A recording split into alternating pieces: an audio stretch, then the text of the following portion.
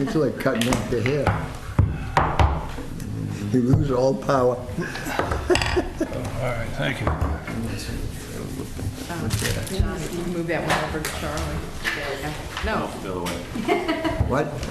that one that you just pushed to, that has to go to Charlie. Yeah, take a piece of wood. What is the value? What's the value of this guy? 6 o'clock? Call the meeting to order. The pledge, what you want to lead?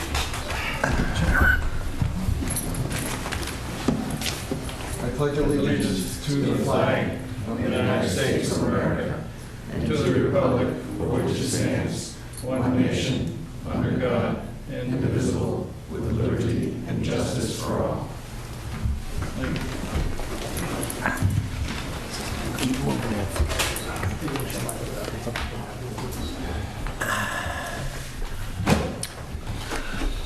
All right, announcements. Select Board will meet the following dates. Our regular meeting at 6 p.m., July 13 and July 27, 2009.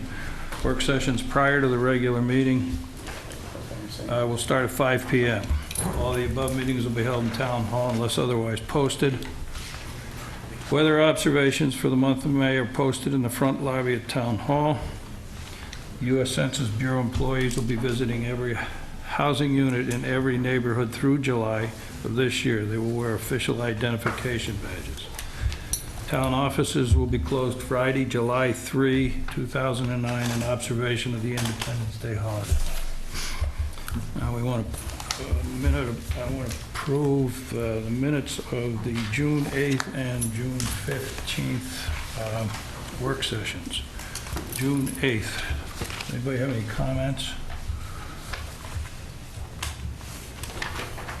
If none, I move to approve. John's moved to approve the minutes. Second? Second. Moved and seconded to approve the minutes of June 8.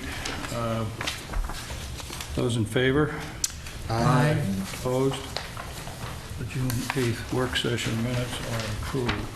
June 15th. Are there any comments on the June 15th minutes of the work session minutes? There being none, the motion I move to approve. has been moved Second. and seconded to approve the minutes. Those in favor? Aye. Opposed? The minutes of June 15 work session are approved. Minutes of the June 8th regular meeting. Does anyone have any comments on those? There being none, I'll entertain an amendment, a motion to approve. John? Second. Seconded by Darrell. Those in favor? Aye. Opposed? None? The minutes are approved. Agenda review.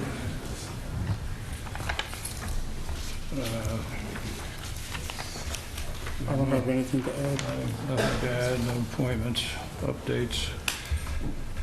Okay, we have correspondence from Ms. Nancy Aldrich, Smith Street Crosswalk. This is dated June 4, 2009, supportive agenda item, June 8, 2009 meeting. Whereas I am unable to attend the meeting, this letter is in support of the installation of a crosswalk across Highland Street at the intersection with Smith Street. I live at 2 Smith Street, which is on the corner of Smith and Highland Street. My kitchen window looks directly onto Highland Street. For the past 4 years, I have witnessed the speeding cars, seen the trepidation of children's faces as they attempt to cross the street on their way to and from school, and even experienced the situation myself. Your support of a crosswalk could greatly enhance pedestrian safety. If you have any questions, please don't hesitate to contact me at, she's given her phone number, and she attached a picture of the corner where the repairs, where she'd like the crosswalk. Anyone have any comments? Mr. Chairman, the repairs have been done on that corner. They were done the same day that we received the letter. This letter was, the original letter was what, 2008, No, same year? a couple of weeks ago, last week. So you made the repairs. This is regarding a crosswalk, not a repair. No, the repair that she's talking about. She needed the corner of her property There's repaired. a picture of, The highway superintendent went out and, No.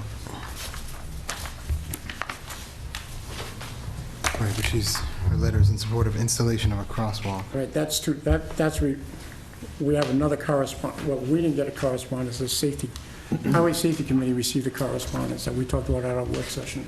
Yeah. Charlie had brought it up. She's got two things that she's acknowledging. The need of a crosswalk, and she asked if we could repair the corner of her property. we made the repairs and the crosswalk is, No, we made the repairs on the corner of her property. There is no crosswalk. no, we made the repairs at the corner of the property, but the crosswalk is still under advisement.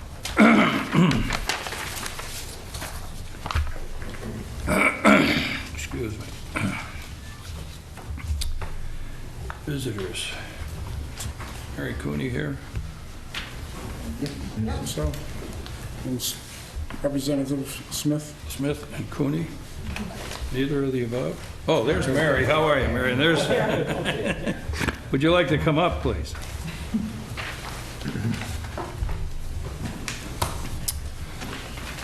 Good evening, ladies. Hello. Welcome.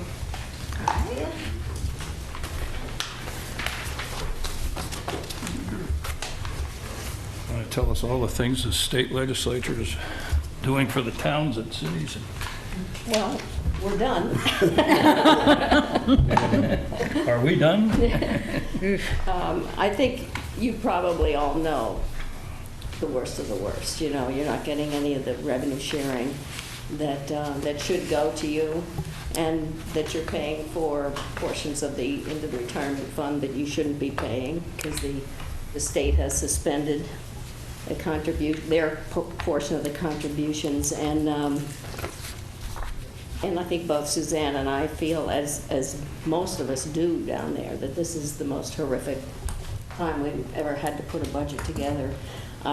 We've had to compromise with the Senate. I don't know why they took out the estate tax, which didn't seem to harm almost anybody except those very, very wealthy people, and would have brought some significant revenue in. And gambling is out, which I do not favor gambling, but I think, you know, we have to, and we want to gather from you information of what you would like us to advocate for down there in the way of revenue. We have to seriously look at revenue options. And of course, there's always income tax, there's sales tax, there's gambling, there's any combination of the above. And maybe there are even other ideas out there, but we seem to be stymied in positions of where some people say no to this and some people say no to that, and never the twain shall meet. And we need to come together and find a new revenue source. As you probably know, Alaska is the only other state in the union that has neither a sales or income tax. And they seem to have this other item up there, it's called oil, and it seems to fund everything. But we don't have that. Unless we find it in the White Mountains, I don't think we're going to be able to use that as an option. And I don't mean to be facetious, but, you know, sales tax, I know a lot of people have told me, constituents have told me, they wouldn't mind that. They pay it everywhere else they go. They wouldn't mind that. The old revenue estimates from that, we'd have to update, all that kind of thing. But I think Suzanne and I would both like to hear from you what you would like us to advocate for, and we certainly want to advocate for giving back to the towns what they took away. And I say they, I mean we, but neither of us are part of the finance committee, and we're not on the committee of conference. So I would have certainly crafted a lot differently than they did.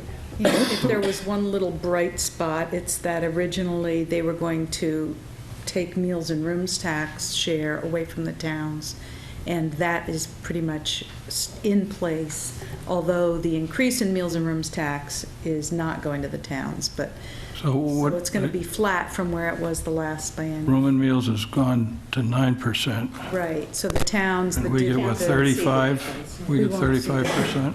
Pardon? What do the towns get, 35% or 30? They were talking about dropping it to 30. Did they do that? No. The But town... the extra half point goes 100%. Yeah, it goes Yeah, the extra- 100% to the, No, yes, but it's 100%. frozen at last year's level. It's frozen at last year's levels. Oh, so even if they, well, that's good if the economy gets bad and if it goes up. Right. Can't win. And it's better than the initial plan, which was keeping it all at the state level. Now, the block grants are gone? Yeah, I think everything is Yeah. gone until, Yes. and as, you know, Paul knows that any kind of matching grants and so on pretty much go to the towns that are in deep trouble, whereas Plymouth isn't in that deep trouble. I think you would confirm that it therefore doesn't get the money. Right. And so the whole stimulus package has been based on keeping things the same, so they will add to it. They didn't want states to say, well, we'll just back off and let the stimulus fill in the gap. Of course, most states don't even have that option anyway. There's a gap. There's just a gap. And the employee situation is pretty bad. That's still up for grabs as far as laying off 200 people. That isn't necessarily the way it's working out. It could be just they're waiting for the unions to sort of come to the table and make suggestions. And there's a lot of unfunded positions, which is put some of the departments in a terrible bind. DES, when you cut all your personnel, you don't have people sit there waiting for somebody to come inspect things, and there's nobody there to come. And So what's that mean for us, Paul? 400,000? Could be up to Unless something happens in the next week, we get the same room and meals tax, 35% of the fixed amount. What happens Same with impact. the block Could be up grants? to $1 in the tax rate impact. So we're looking at $400,000. Yeah, with the loss of the revenue sharing, that's probably the biggest point. I know Municipal Association, it said Plymouth, that would cost 31 cents on $1,000 right there, or on the tax rate right there. And That's that portion alone. yeah, on that portion alone. What are they And, doing with the campgrounds? that was put in at the last minute, and is part of the Department of Revenue and the governor have been trying to look at ways to capture things they didn't capture before, like looking at the LLC companies and taxing theirs where they didn't tax them before. And I know as a company that pays the business enterprise tax, and then knowing that there are companies out there, because they don't fit into any particular category, or they don't have payroll, or they don't have, debt that they're paying on, therefore they miss that tax also. And this is in a way to capture that for them. I'm sure they won't be happy about it, but they probably can't argue about it that much. But this whole campground thing, now that's pretty fuzzy, and we have to find out. And I wouldn't put it past us to send this all back to another committee conference, and then back to us all on the same day to straighten out some things, because I know the campground controversy has to do with rentals. Sometimes they charge it on cabins, but what if you rent a trailer that's on a site, or if you have a trailer, put it on a site that you rent all summer, where does that fall in the categories? Is that rooms and meals, and should it be or shouldn't it be? And how much revenue are we really talking? This is kind of the first we've heard about it too.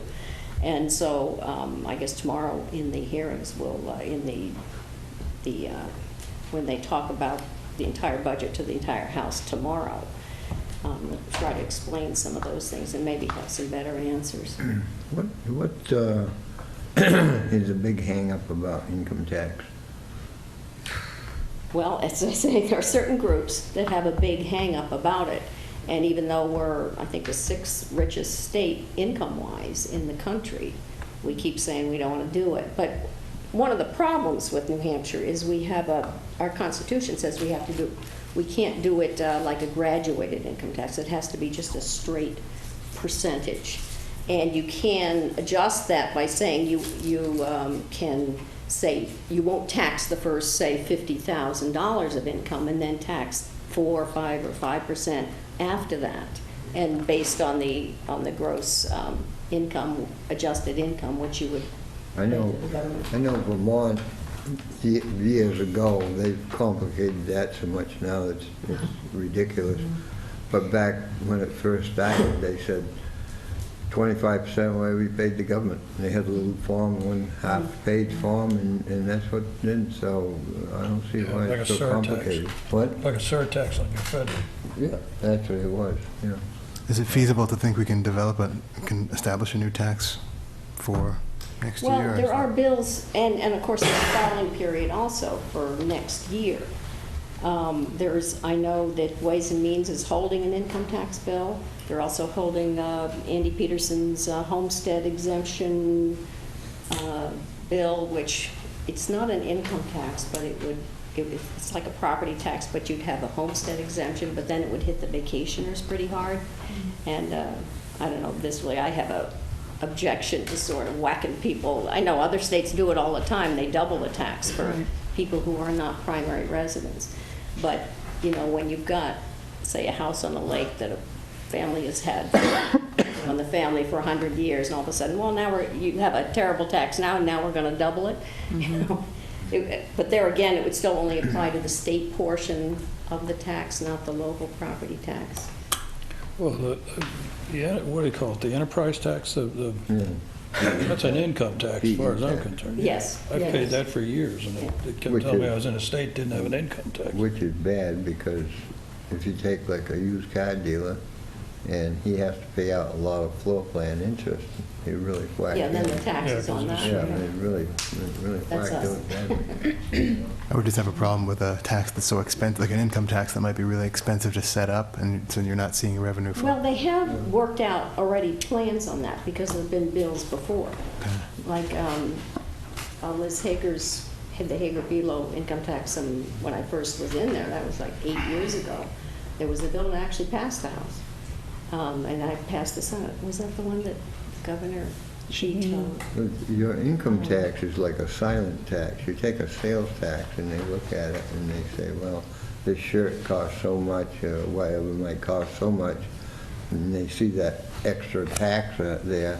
There's a lot of people that say, geez, you know, I hate the sales tax, but the income tax, somebody's going to pay that income tax on the commercial business, but you don't actually see the tax. The person coming up here, staying in eating the meal or whatever, you know, doesn't see that sales tax, or buying that toy, doesn't see that sales tax. They just, it's there, you know, in essence, so you don't see that tax.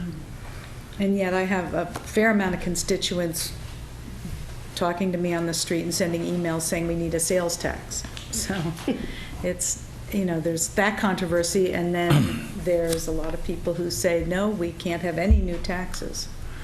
Well, I think the It's sales tax would difficult. probably raise havoc on the border with all the malls and stuff like Well, that. it's the border things, which is, it's kind of a funny argument, though, because if you ever go to Kittery, Maine, they have all those outlets there, and a lot of New Hampshire plates there, and they're paying sales tax on clothing, Yeah. and they don't seem to mind. We wouldn't want to model ourselves after the state of Maine, that's for sure.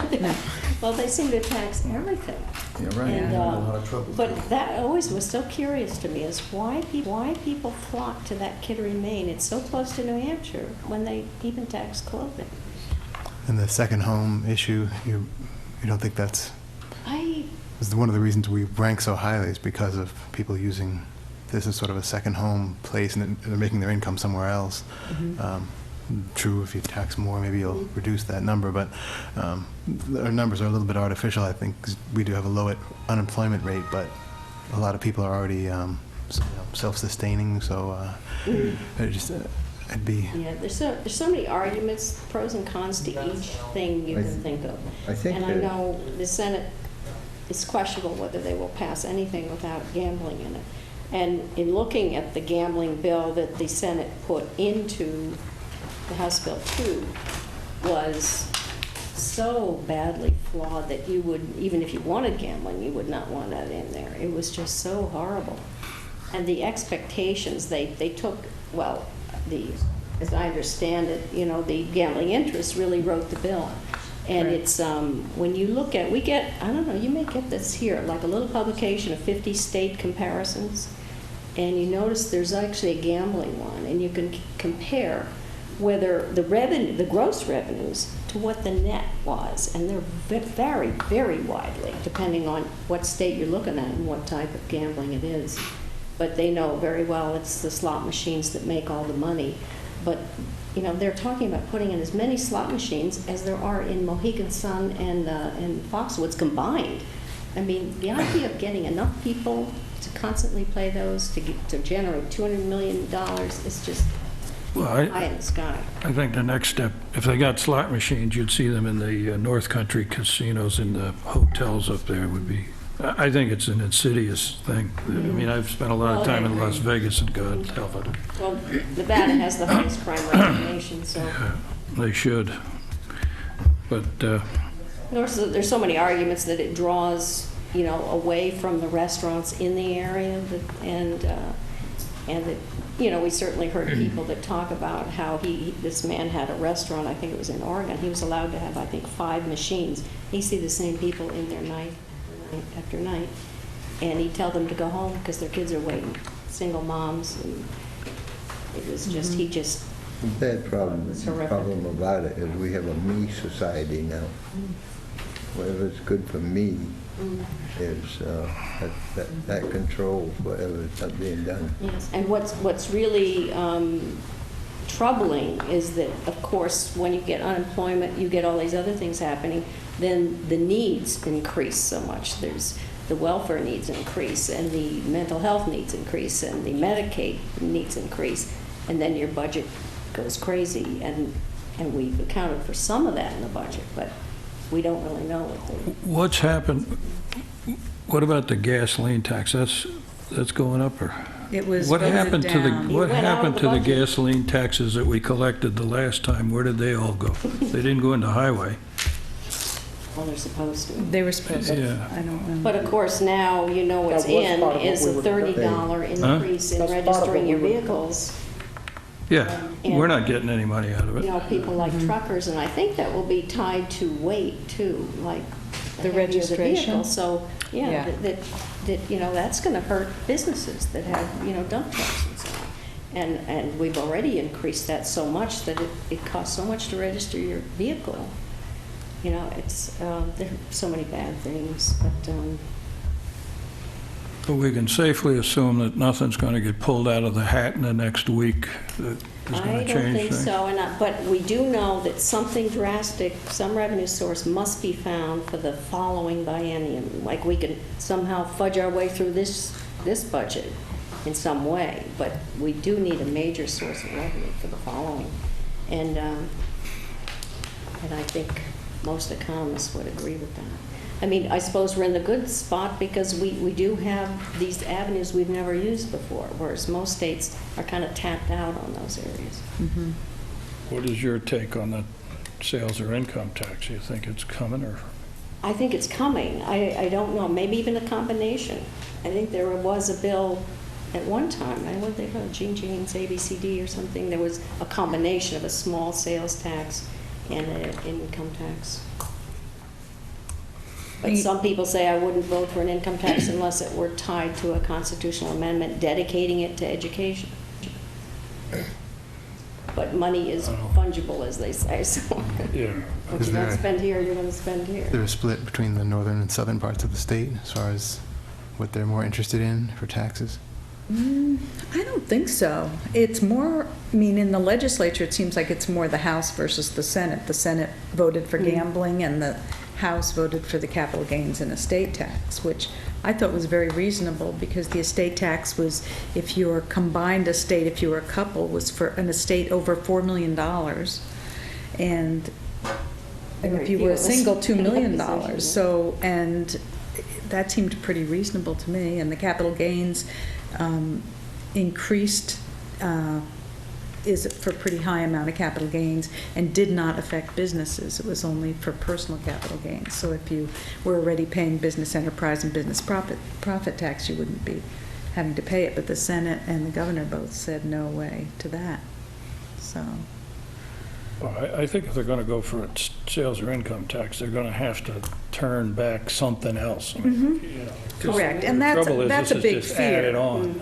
And that's the huge fear of why people do not want a sales or income tax, because they figure it's just going to be a pile on. Our Yeah, property keep on taxes going. won't go down, and instead we'll be paying more and more money. So that's one of the arguments against those. But I think a lot of people realize that we have to have some property tax relief. It's just, I think we're maybe not even the highest, because there's always Connecticut and New Jersey. They always try to beat us out of having the highest property tax in the country. But we're right up there. I mean, we're just gaining, we're just piling it on to the property tax. And, you know, when you lose your job, that's a tax you have to pay. It's That's how New Hampshire could boast the fact that we pulled out of the recession faster than anybody else, because the property tax didn't take the hit of the income tax of other states. People either lost their home, but the property tax is still there. most of it. I know that we've been talking about income tax, sales tax, and I'll be right up front with you, I'm not in favor of either one. I think we grew the government in the state of New Hampshire quite quickly over the last 3 years when the times were real good, and I think it's time that we make the cuts when the times are bad. Where do you think we grew it? I just think with a lot of the programs and stuff that we've put in, and Well, it's really not the programs. It's really amounts to the people using them. If you have people in need, you have certain laws in place. And once they access those programs, then the need grows. In the last budget, Republicans were fond of saying we grew it by 17%, but that wasn't really true.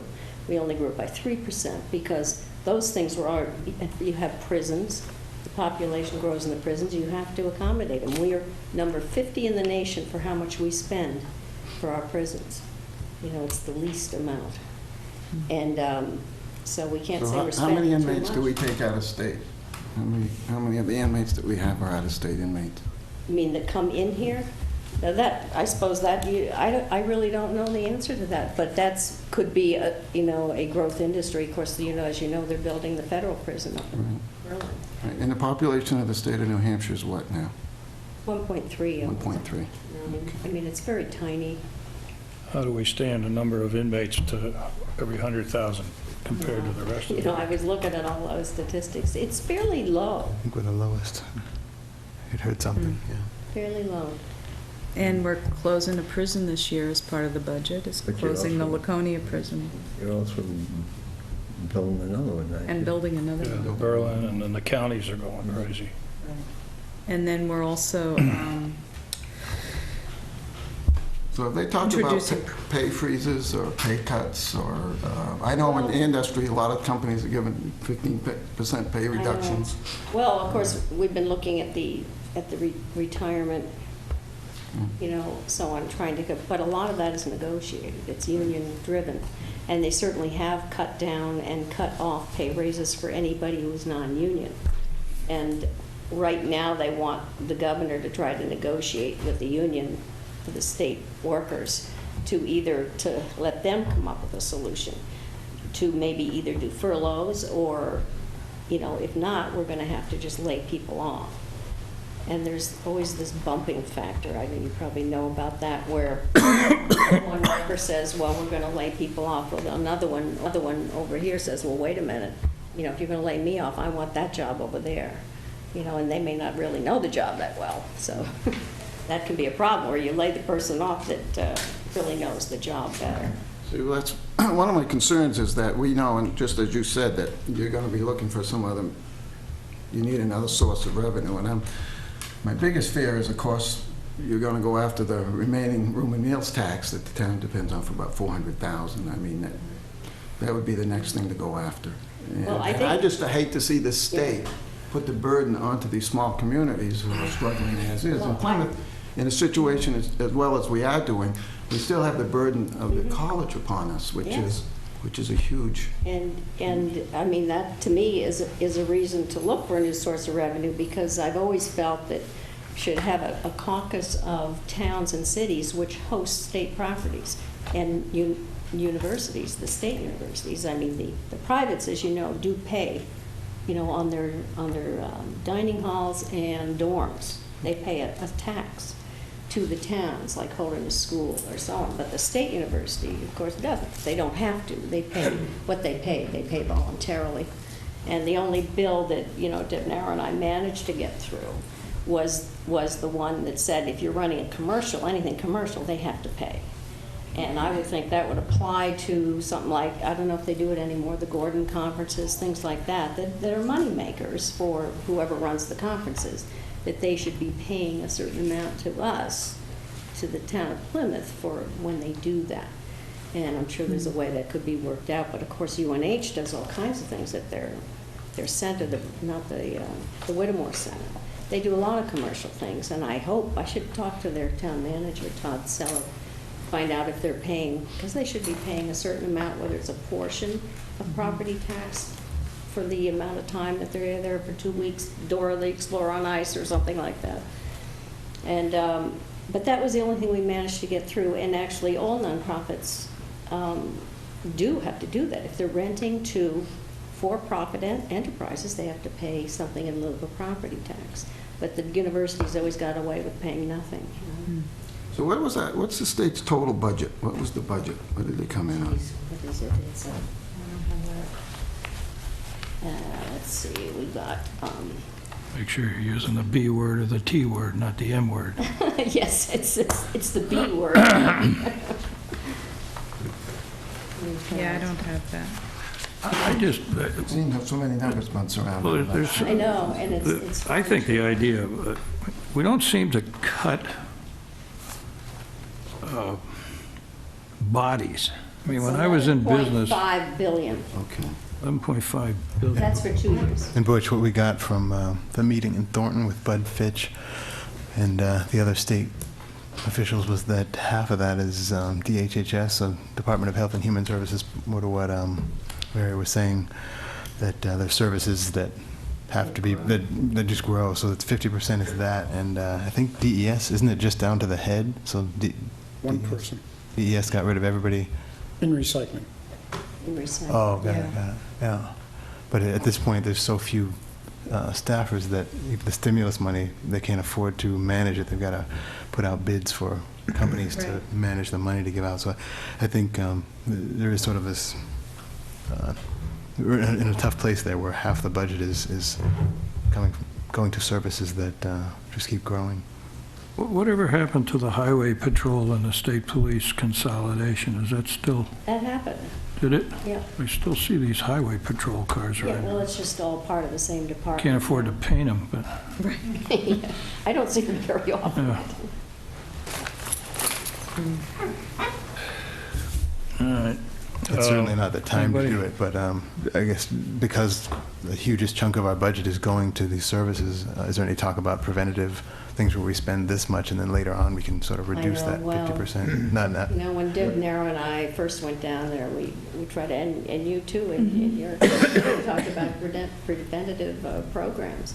And it's just anything involved in that, drug and alcohol, mental health, and so on. It just keeps getting, and I know Nick Tumpus, head of Health and Human Services, wants to put in a mental health program. And he started with some things, but all those things, save you so much money in the long run, but we've just resisted spending that little bit of money up front with the drug and alcohol, and we have put a little bit of money into, I shouldn't say advertising, into, marketing, what do you Education, call it? outreach, Yeah, PR outreach, education yeah. on drug and alcohol. What have they done about the inadequacy about the retirement fund? I know I was down in Concord about a year or so ago, and they admitted that they had insufficient educated personnel to taking care of the retirement fund. And Yeah, also well, they the have a fund. new board that has financial people on it that are experienced in But- investing, but of course, Did they do anything about the financial advisor? yes, they have, I mean, they have several people on the board now that are financial advisors. So they changed the makeup of the board, but of course, even if you're an expert these days, what's happened to the retirement fund is, Well- and, you know, part of the problem was, not to bash really anybody in particular, but for many, many, many years, you know, there was so much money coming into the retirement fund. They just said, oh, well, we're going to start paying it out. It's like in the beginning of Social Security, oh, there's so much money coming in, we'll start doing SSI and all these other things and paying out. And then all of a sudden they realize, oh, at some point it's going to run out, but it's going to be after my term of office, so I don't really care.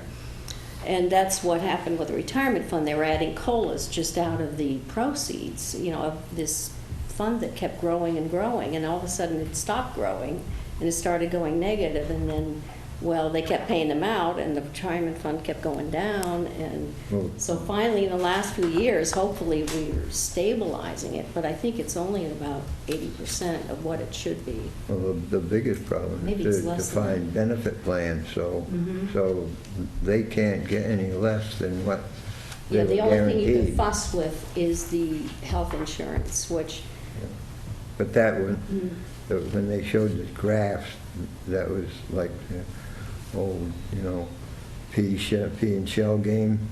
You know, it was still there, but they just sort of shifted it around so it looked better. well, we did change a few things on that. For instance, there's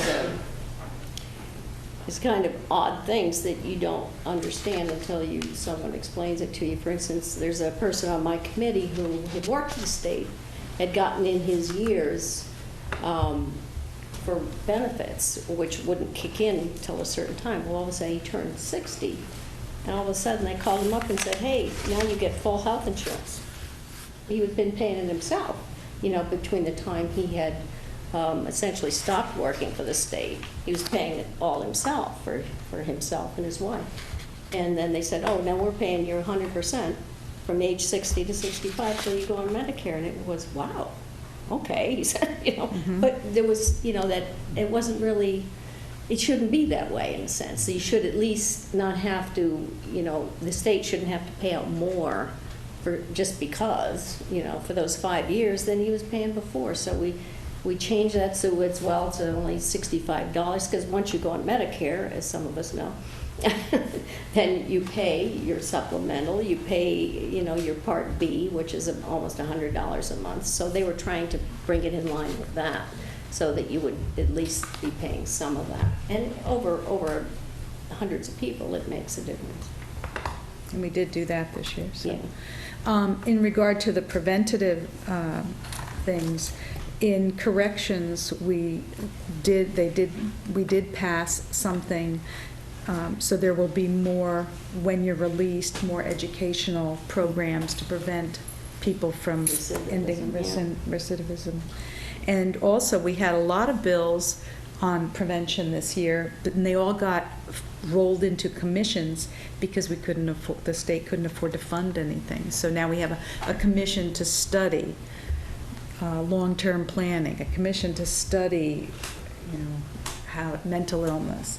So there are all these commissions now that hopefully plans will be put into place by volunteers, so that when there is money, we can afford to, the state can afford to pay those things. Yeah, one small thing that came out of my committee, which you probably already know about, but we passed, and the Senate has passed it was House Bill 86, I believe, the citations and pleas by mail.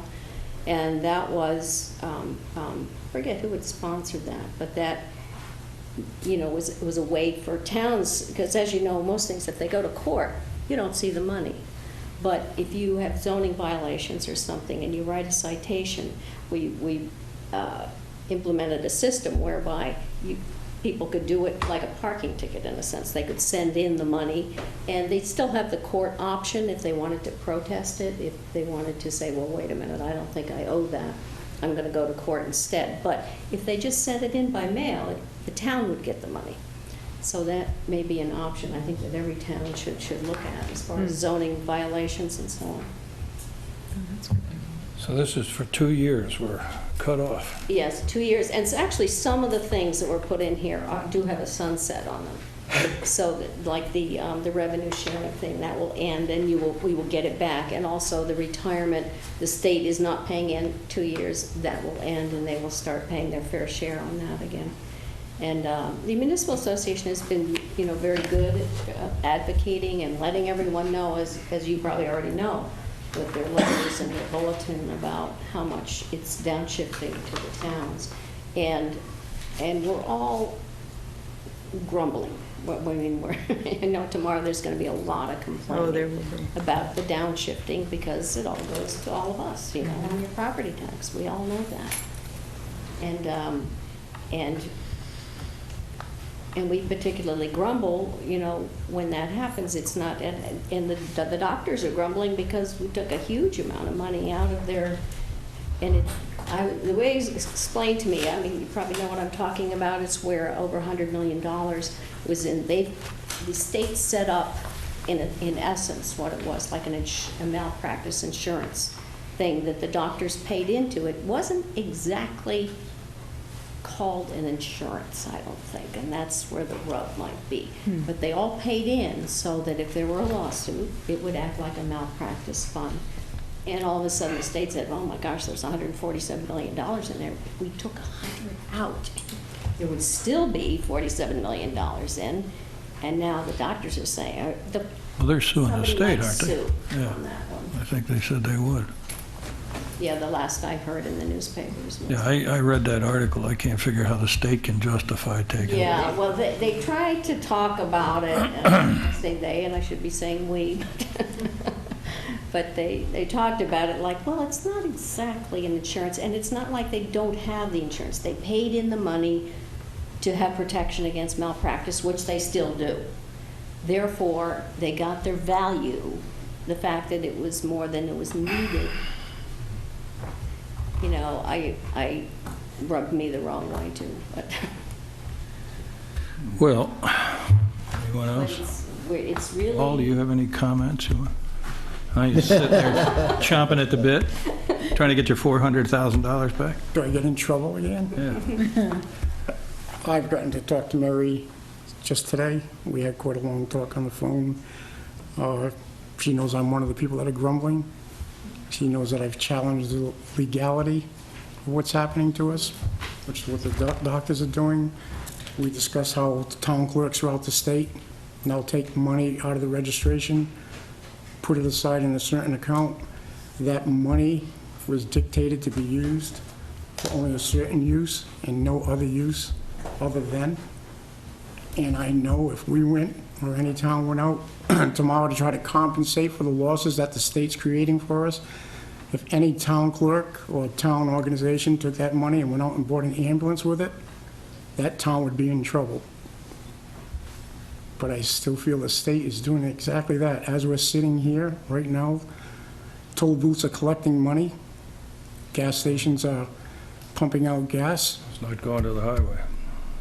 Right. Don't know where it's But going. yet, at some point, some legislative body, all citizens of this state, raised their hand and said, this is the percentage that we're going to charge at the gas pumps. This is how much money we're going to charge at the tolls. And this is the formula that we're going to use on what we're going to do with the money, which included giving it back to the towns. And that got put into place. And now another legislative body is going to come along and undo that for fees already collected for specific use. I challenge the legality of doing that. I said it to Senator Reynolds. Do it to us next year. We won't like it. It'll still hurt. But you'll change the use of the money that we are now collecting.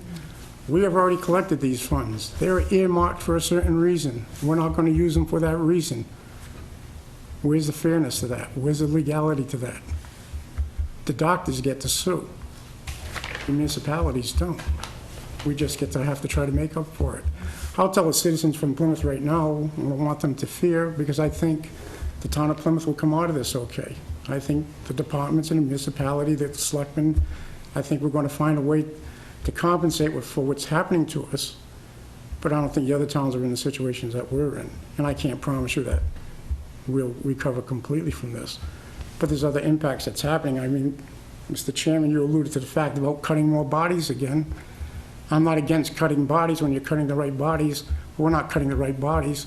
We're cutting all the people that have the knowledge on how to get us out of the mess. And I think there's favoritism on who gets left behind.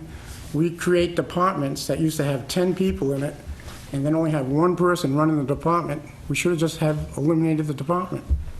Because now that one person cannot be the watchdog of what's going on around us. A recycling center, as we speak, is being built right next to the Pennacook facility owned by Waste Management. It's a private entity. For me to renew my recycling center license a couple of months ago, I had to go to a class taught by this company at the DES. A private entity was teaching a class for the state because they're opening up a facility. The state is now supporting all the towns around us that used to bring their recyclables to us to go streamline recycling and take all their recyclings to this facility. For the townspeople that are listening in, that means for Mike Ray up at the recycling center, 66% of tonnage will be going into that facility.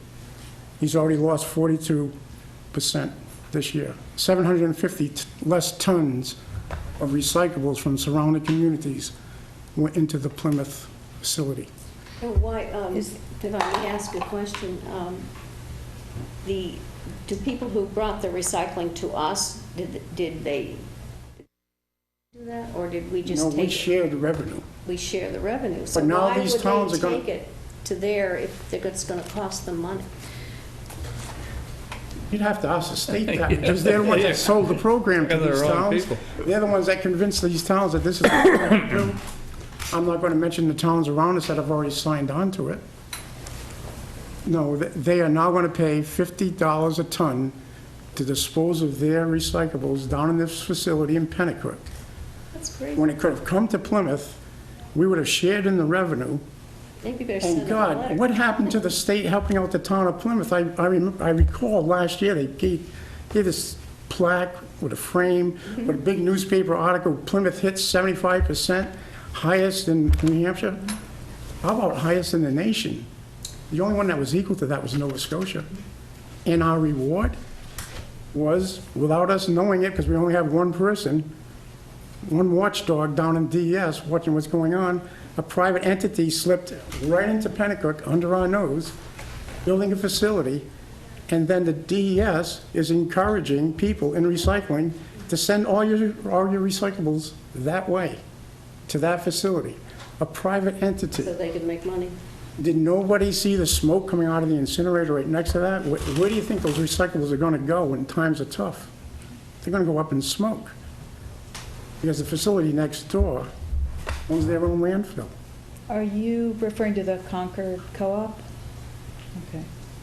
I'm on the Environment and Agriculture Committee, so Whatever business it he is, comes and testifies before us a lot, and he has a good song and dance.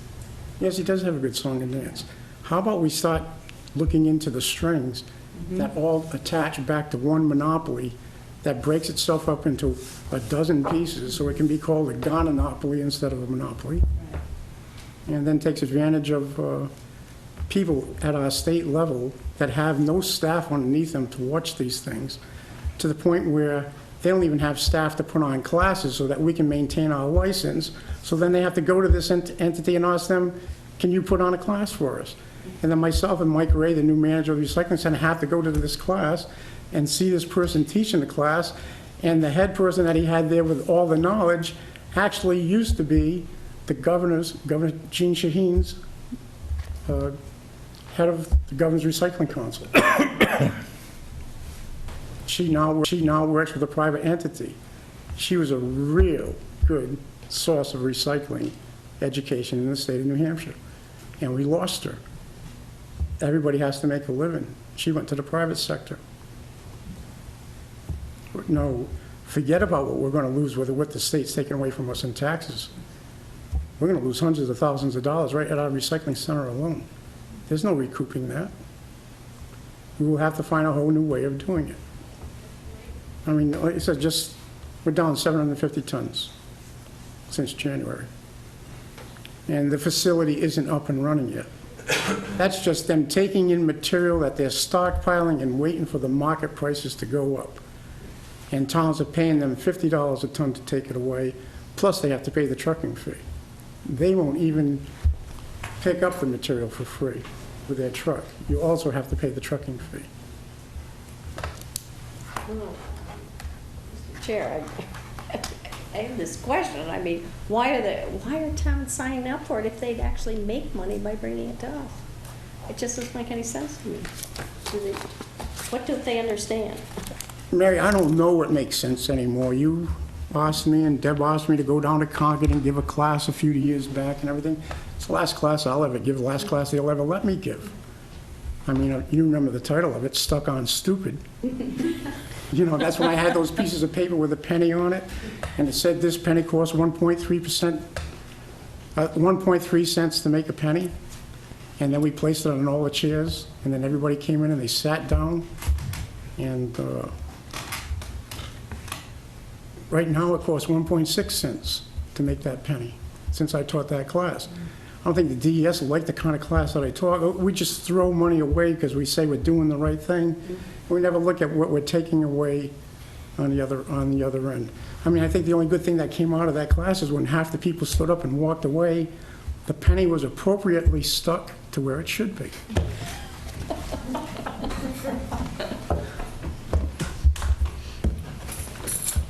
Anyone else have any?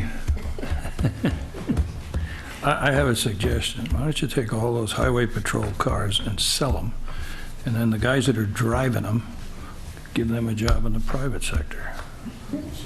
That would cut down some of the expense. What happened to the Liquor Commission? Weren't they going to get out of the liquor enforcement business? Yeah, that's moving State police over are taking that over? That's moving over to Department of Safety, and they have some leeway now to close unproductive stores and to do a little marketing. Yeah, but they also, we're probably the only state in the world that has its own liquor enforcement group. It's usually handled by the state police or by the local police. This state has its own liquor commission, Four police. commissioners or something. We have a highway patrol, we have a state police, and God only knows. And a million laws to go with it, all different. I remember, I think it was Representative Jim Aguirre in Campton was trying to get a law change to allow, I think it was the Condominium Association up there, trying to think what they call it, Estates, Waterville Estates or something, at their center, when they had events, to be able to have a bartender and sell drinks. But they wrote this little skinny law that was fit into, it's like, don't we have something that covers this?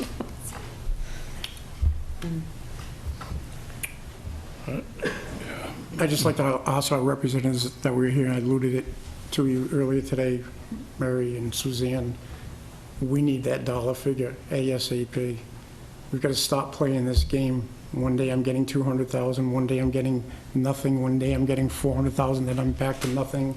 I'm downstairs trying to close out a year that's going to end June 30th.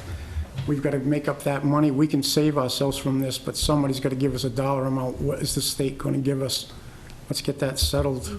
Should be settled down. I mean, somebody already knows, because unfortunately, my take on this, and I've been following this for a year, Mary, and you know, I think we've created a unique way for people that couldn't get bills passed before to make the towns cry uncle, and now they're going to have a way to get their bills passed. Because they're going to say, we're going to save you next year by letting our bills go through and give you another revenue source. But we need that dollar amount.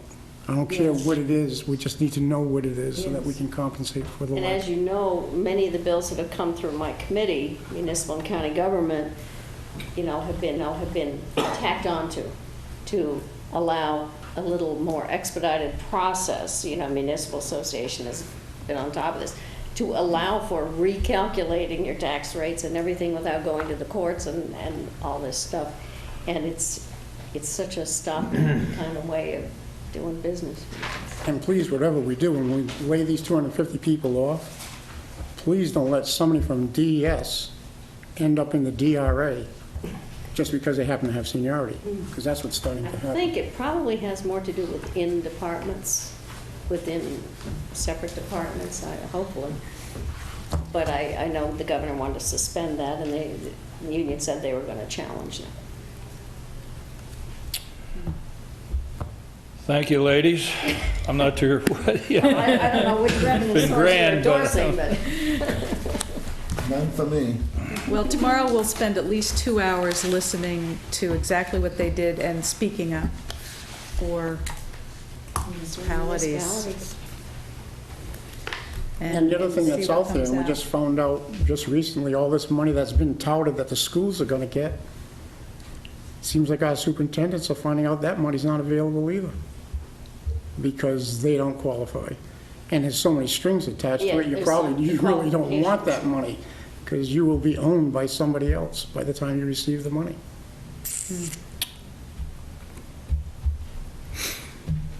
It's, the trouble if we don't get some new revenues, general revenue source, is that we can see the downshifting will continue and continue and continue until finally the entire state says, cries uncle, and says we better do something. I mean, that's my feeling. I mean, revenue, business revenue and so on will pick up. I mean, that's probably a given, that we won't be quite as bad off, but we're pretty bad. We're pretty bad off. Yeah. Unless we're in the asphalt business. Yeah.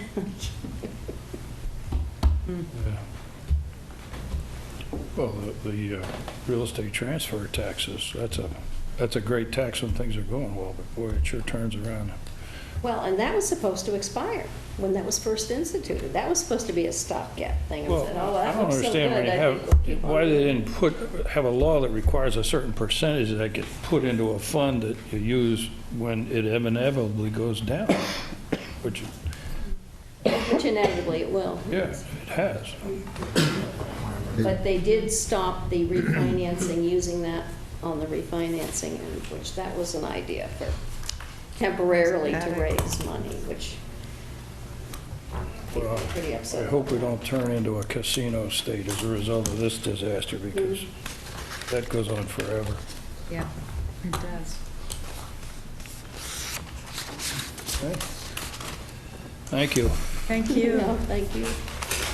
I would like to be.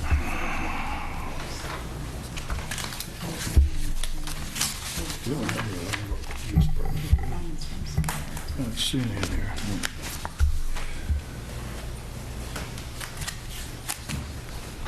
Point of order, Mr. Chairman. Yes, sir. At the beginning of the meeting, there was no audio at all. And I noticed you have a letter here from a Smith Street resident, that I'm a resident of that street, and I don't want you to read it now, but could I get a copy sent to my house so I can review that? Yeah, Is there a well, public meeting on that? we read the letter. I'll give you a copy of it. Paul can get a Oh, copy. there was no sound. You couldn't hear it. I don't know. We got sound now, don't we? Yeah. I think we'll probably also cover it in public comments because we have a resident from Yeah. that area here. So we'll read it again. Huh? You want us to read it again during public comments? You can just send me a copy, so I have, and if there's gonna be a public meeting about it, I'd like to know when that is. Okay. Oh, you got one there, Kate? Oh, thank you. All right, we don't have any land use permits? Paul? No. All right, the chairman's comments goes back to the Smith Street crosswalk. We have a letter from Mrs. Aldridge, and in addition to that, we have had one resident of Smith Street approach the Highway Safety Committee with a request for a crosswalk at Smith Street. And that is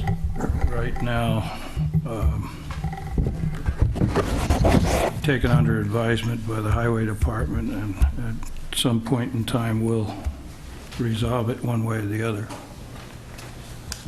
Other than that, I don't have anything else to say. Mr. Chairman, you skipped over the purchase orders?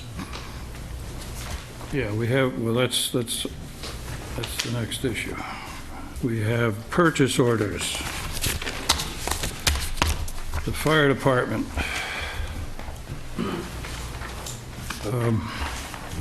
Lakes Region Mutual Aid, Mutual Fire Aid for $36,622.10. The annual fee for the Lakes Region Communications Services. Would you like to speak to that, Casino? Sure, real briefly, it's just a fee for services, like it says, in order for them to tone us out, dispatch us to emergency calls. Is this what sort of an increase, or is there an increase in it? It actually, from what they projected it was, it went down. Oh, good. So, They base that on a number of calls, or just it's a base to every town, or is it by size? Or? it's by size, population. It's disseminated throughout the entire Lakes region. Every fire chief is on the board of directors, so the budget is approved by all the participating towns. So, I mean, this last one lasted, I think I got out of the meeting at about 10:30 at night. So we're watching that budget as closely as possible also. So, do I have a motion to approve the Lakes Region Mutual Aid annual fee of $36,622.10? So moved. Second. Moved by Darrell Brown, seconded by John Kelly. Those in favor? Aye. Opposed? Purchase order is approved. The next one is the Highway Department has several of them here. Maybe we could do them all in one fell swoop. You really, new guy shows up on the block and all of a sudden. All right, let's see. I recommend that we do each one individual. All right, we have L&D safety markings, $2,849. This is white lines, 1,800 linear feet of white lines and 0.8 cents, and 1,500 linear feet at 0.15 double yellow lines. The total comes to $2,849. Anyone like to comment on it? Peter, this is for Highland Street, as we've painted in the past, okay.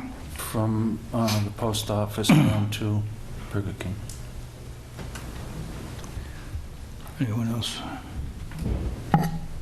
Motion? I move that we approve the markings for $2,849. Second, anyone? I second. Been moved and seconded to approve the L&D safety markings purchase order for $2,849. Those in favor? Aye. Opposed? Purchase order is approved.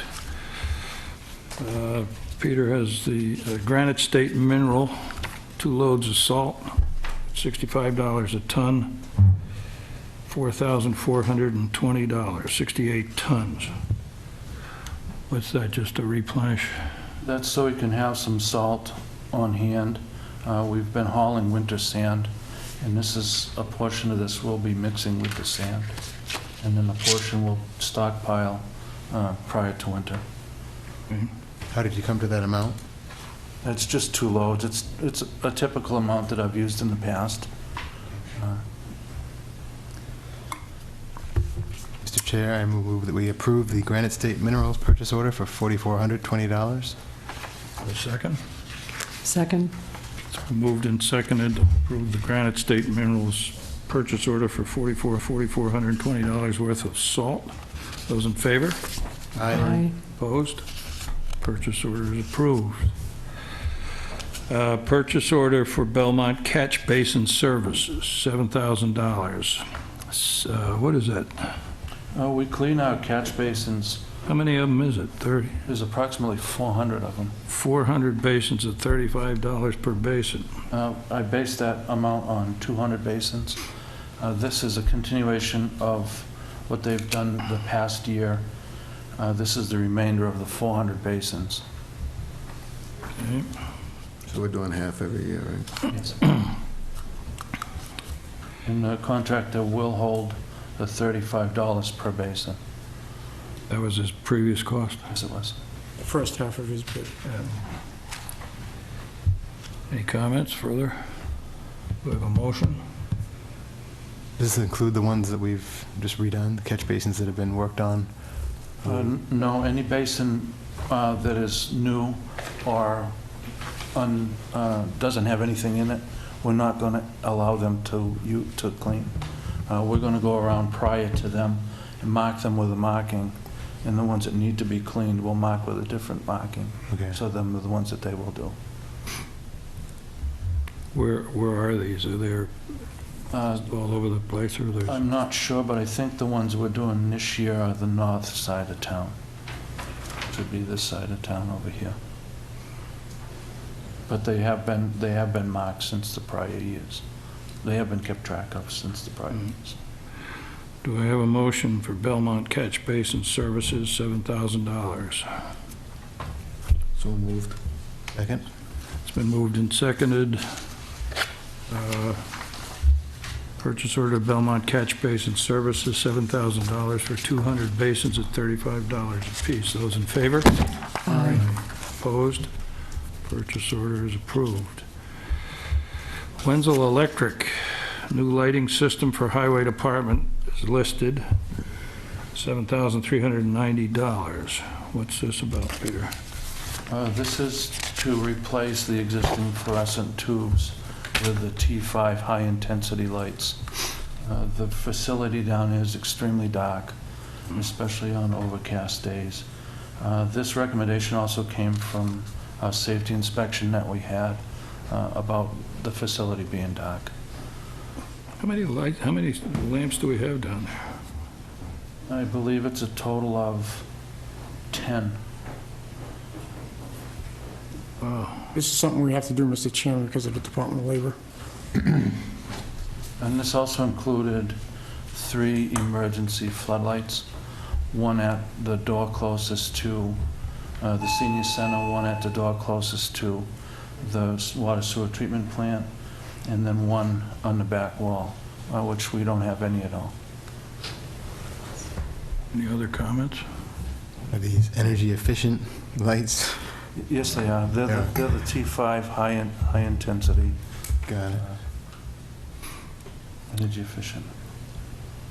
So do I have a motion to Wenzel Electric, new lighting system for the Highway Department, $7,390? So moved. Second? Second.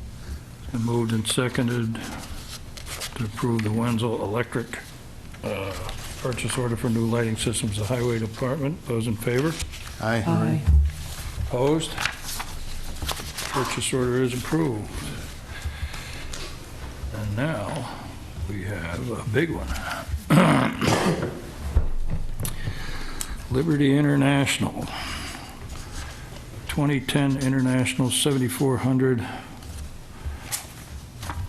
4x2. What is this? It's a Plow. six-wheeler. It's one of our big six-wheelers that has a wing plow and it has a front dustpan plow.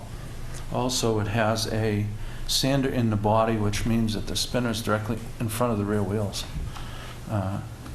It's a first-line defense piece of equipment, and it's quite a snow fighter. What, Does it sand the hills while you're... You sand the hills for yourself.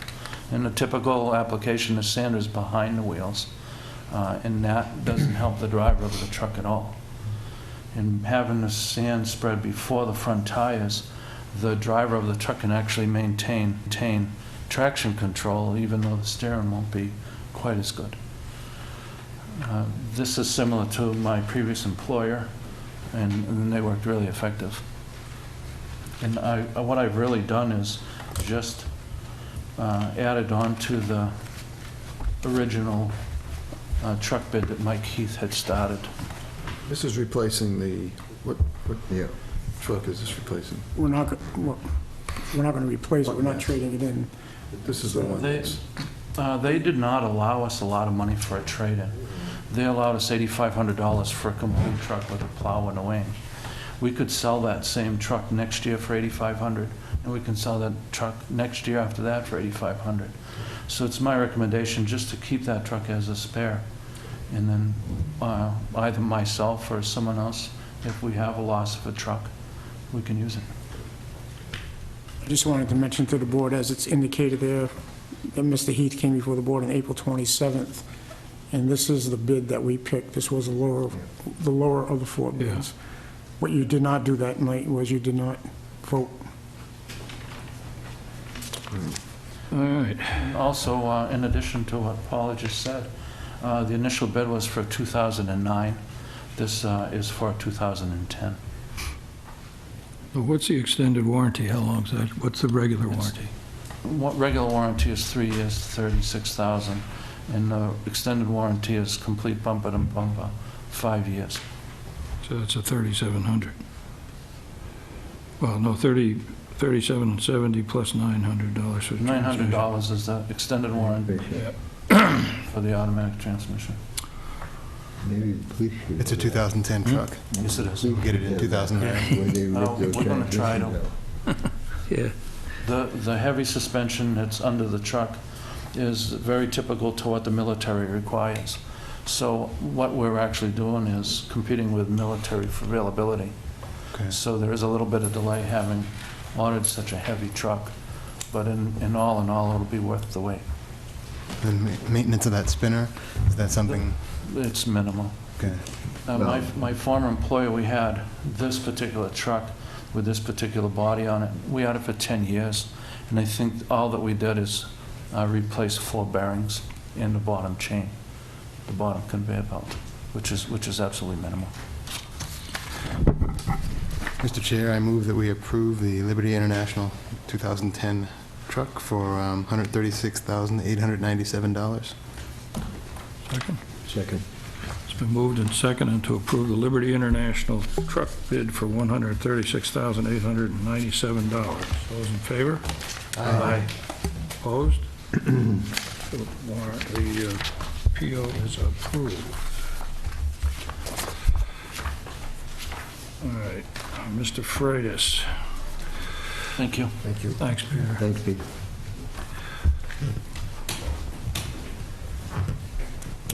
French Land Services, $4,850. Survey Research Police Department property for town of Plymouth. What's this? A survey of the property at the police department. Oh, okay, that's the lot. Yep. Down, Yep. okay. That's so that it's now in the contractor's hands, so that they can give us a quantitative report of how much material needs to come out of that site. So this is going to be topographical as well as, It's already done. okay. Yep. Do I have a motion? So moved. Second? Second. Been moved and seconded to approve the French Land Services survey deed research and boundary line topo for $4,850. Those in favor? Right. Opposed? The PO is approved. Last but not least, we have the cross-country appraisals, which Kate has given us the contracts. And how much is this contract? 14,000, or is that No, 14 years. 14? Sounds like a bargain. For 4 years, I think. Okay, 36,622. 10%. 5 years. The total contract is $147,500, and that's for 5 years. Okay, so this is the annual fee of 36. Right. This is the, Well, wait a minute, this is 10%, so 10%. it's 14,750. it's the sign-up fee. Okay. Now, Are we approving, we haven't approved this thing yet, have we? No. Okay, so we've got $36,622 is the annual fee to Lakes Region Fire Communication Services. And then 10% of the contract, what? That's a different, cross-country, okay, all right. All right, First, Mr. Chairman, you have to accept the bid. You have to vote on the bid. Mr. Chair, You should have two contracts in front of you. One is for assessing services, and the other one is for the 5-year contract. The now the assessing services. 5-year contract is for 100 and what? 147,500. Where the devil is that in this? That's why it says 10%, Joe. No, but I know that. The contract doesn't stipulate the full amount, does it? It should,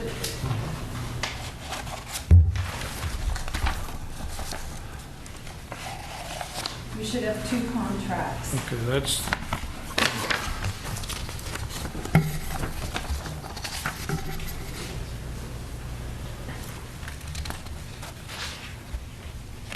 this is the cyclical reevaluation contract, which just stipulates what they're going to do. That, either the back page or right before the back page, there should be the total. Okay, all right. The calendar year 2009, execution of the contract, we pay $14,750, which is what this purchase order is for. Right. So do I have a motion to approve cross-country appraisals, 10% of the contract fee due on signing, $14,750 for 2009. What's our down payment on it? The measure and list, 25%. Mr. Chair, I move that we accept the cross-country appraisals 5-year contract for $147,500. I second that. Those, any comments? No? All those in favor of accepting the appraisals 5-year contract for $147,500, please signify by saying aye. Aye. Those opposed, the contract is approved. Mr. Chair, I move that we approve the 10% contract fee for $15,750 for cross-country appraisals. Second? Second. It's been moved and seconded to approve the purchase order for 10% of the contract fee due on signing, $14,750. Those in favor? Aye. Approved? Opposed? Nay?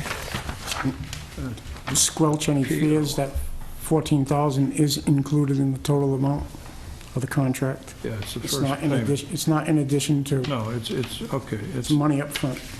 Upon execution of the contract, we've got to pay that, and then we have an additional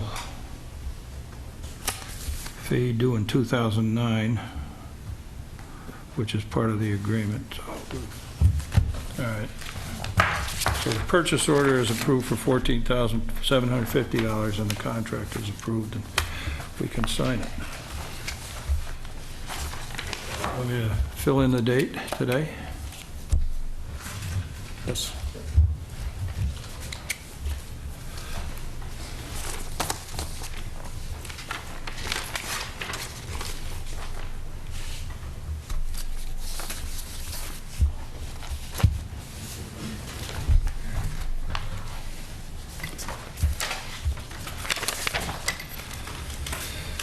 Committee reports. I have nothing. Nothing?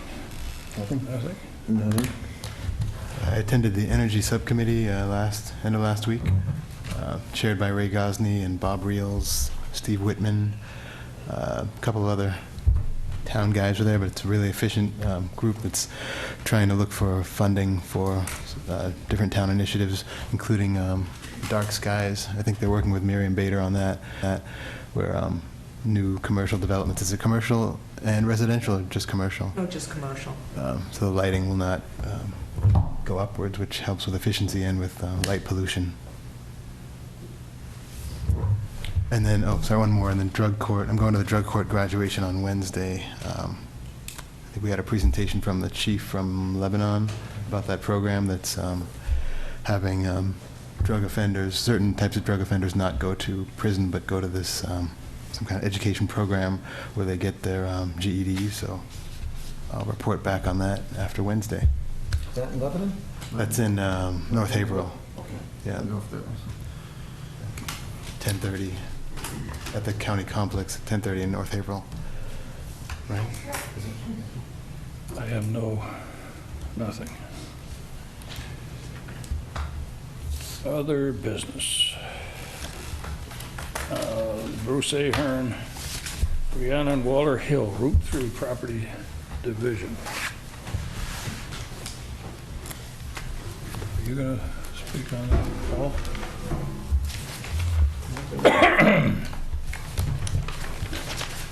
They'll come up before you. And the chair will discuss the options.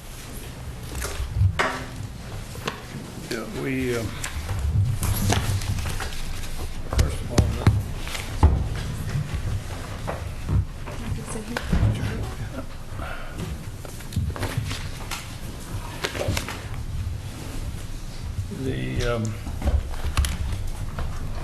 the DOT will approve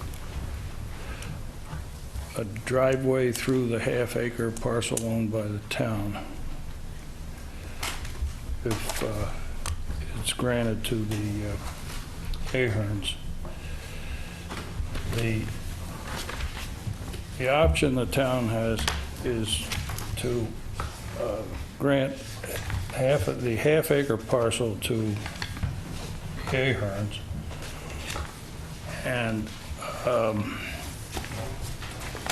33 feet, 66 foot right away 66 foot right away to the hills. to the hills. That would give them from basically your front of their house to the option would be that the town will retain the half acre and abandon the 66 foot right away, which would mean this lot line would go to the center, which would give the hills half of the road, and the other half would become part of the half acre owned by the town. That would be an act, and it would have to go to town meeting for abandonment, so it would take until March to get the job done. So what our recommendation is that we grant the half acre parcel to you and Mrs. Ahern, and the hills get the 66 feet for the old road.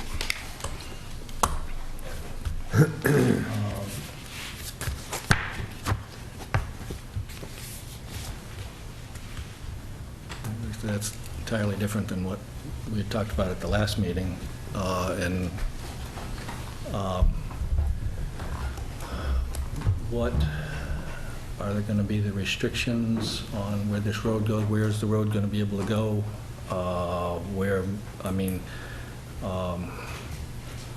Who's going to put in the new road?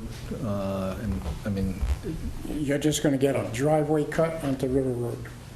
Off the half acre. What size of driveway? Big enough for a development on my property? Single development, For a single-family home. a single-family home. But I stressed at the last meeting that decreases the value of that property significantly. What property? The half acre?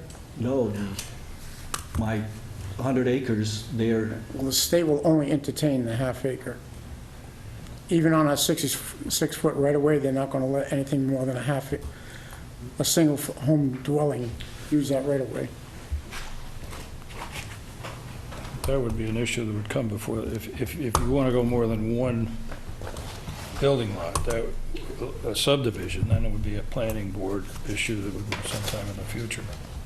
But what I'm saying is, the road that is there is a 66-foot wide roadway that I abut, that if I ever needed to subdivide my property, I have access to it and If the town were to allow it. If the town viewed it as a single, only, we'd have to check with the state and the Are you states. talking about a single family on that half acre or a single family on that 102 acres that's up behind my The barn? usage of that road will be for a single-family dwelling.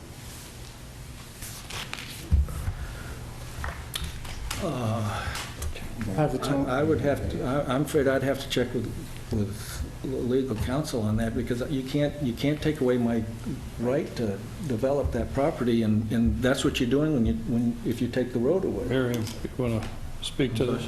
Miriam Bader's good, the town planner. What it is that the state will give a drive, here, picture this, yeah. So what we're talking about is this half acre here would go to you, hey, her. You'd have 175-foot road frontage on River Road. Talk to the state about giving a driveway access here. And at this point, we said for a single-family home, that's what's been presented to us. If you want to develop it in the future, you have to go back to the state. Who presented a single family only to you for that? I'm just saying from the letter that we received from you. Didn't say anything about a single-family home. It didn't say anything about development, so. The letter from me was just to acquire that half-acre piece of property. Right. It wasn't me that's trying to abandon the road. So, I mean, the road, I figured I have the right to that road to, the road has been there forever. The property has had access to that road forever. And to take the right of me being able to develop my property. But no one's taking that right away. No one's taking that right away. Look, you have 66 foot of frontage on the existing road, River Road. If we give you this half acre, you have 175 foot of frontage, so you're increasing your frontage. But if you take that, what's this distance right here? If I put a road in, I'm going to have to be a certain distance from their piece of property, correct? And I'm going to have to be a certain distance from this road here, correct? I can't have my road go right across the corner of their property, can I? Look, I mean, you're talking about subdividing, and I don't have any plans. I mean, But that's what I have to think about for the future. The value of my property, if I cannot subdivide it, has just gone out the window. I am landlocked. I know, but there's no reason why you can't subdivide it. You have access here on Daniel Webster Highway, and They you are have not access on gonna- River Road. I have talked to the state, and they say that they would not approve any access there on Route. They told me they already gave you access by your barn. That's I what the state. have access by my barn for my barn exit, but there is a safety problem on that corner because there is not enough sight distance. Have you been down to look at it? That's not good for those two. It's why we use it. It's why I use that road, is because I can't pull out there with my equipment because I've been almost hit several times, and that's why I have to use the road. And that's what I stressed at the last meeting, is that it's a safety thing. I can't come out by my barn for anything. They'd never approve any kind of access in front of my barn for a subdivision because there is not enough sight distance there. But if you're going to develop, if you want to develop the 100 acres plus. I'm not saying I want to. No, but if this would be the issue that you'd bring to the planning board. The barn is, if it's a problem with sight, you own the barn. I mean, you know, if a piece of that barn was taken down. It's not the barn, there's a ledge there. There's a hill. And there's a corner there. The highway has a corner there. Has anybody on the board been down to look at it and stood there in my barnyard and thought about trying to pull a truck out there at any time during Saturday afternoon during the middle of the summer when all these tourists are up here when I can't get, I mean, I cannot get out of my barnyard for long periods of Right, but that's why we're time. talking about safe access, which you would have on River Road, and you have access on River Road. This is perfectly safe, and that's what we talked to the state about. Okay, So, if I can go out onto River Road, but what I'm saying is, with this corner here, if I put in a road, how far do I have to be from their property? God, probably. I don't know, but you're talking about 15, 20 feet? 20 feet plus I a don't know. 50-foot right-of-way, plus what I've got to be away from the Route 3. How wide is the normal How many road? I 147 thought like feet, right? through Plymouth, it's 127. only 20 feet. Well, he'd need 60. So if you had to have- 60 foot of right of way. I don't You had know. to have a 50-foot right-of-way, that's a lot of road. You've got, how many Most feet do you right-of- have with a half acre? How many on River Road? I think I'm sorry, you have 175 foot of frontage on River Road. But how much do I have from this point? I have a scale right with me. Okay, but that's what I'm saying. Okay, but that's, I mean, then we're talking about subdivision. All we're talking about right now is having safe access to your parcel. But I stress, when it was brought up abandoning the road at the last meeting, I stress that if you take away that road, you take away my ability to subdivide my property in the future, which decreases the value of that property significantly. How much is that property worth now? Isn't it in current use? 8 acres of it is not in current use. To share. And also, there is always pushes to get rid of current use, and if they get rid of current use, then I probably will have to develop it. So Mr. Chair, we're deep in planning board issues. Pardon? We're Yeah, deep in this issues is that all- don't, yeah. But what I'm, Can I just Yeah. interject something here? There's two separate issues here. Number one, we currently use the road and have always used the road for safety reasons for the heavy equipment. There's no way to pull out of the barnyard straight out onto Route 3 and be safe. There are school buses that come down there. You can't even walk across the road safely, let alone pull a hay trail or a trailer of hay. So that's one issue. That's why we have always used the road. So if we don't have access to that road and put another road in somewhere for a hay wagon, that's one thing.